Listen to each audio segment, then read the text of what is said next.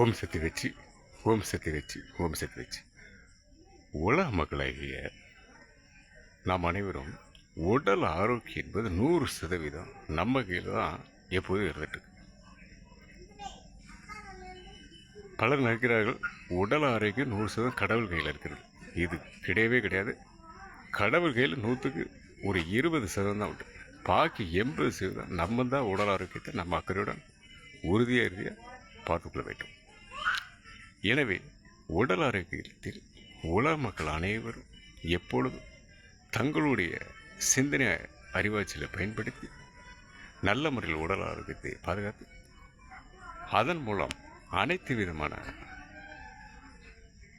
இன்பங்களை நன்மைகளையும் பெற்று வாழ அந்த சௌலலோக மத இயற்கையின் ஆதிபராசக்தி உறுதியறிந்த அறுபொழி விலக உலக ஜீவராசி நலனில் நானும் நன்றி வணக்கம்.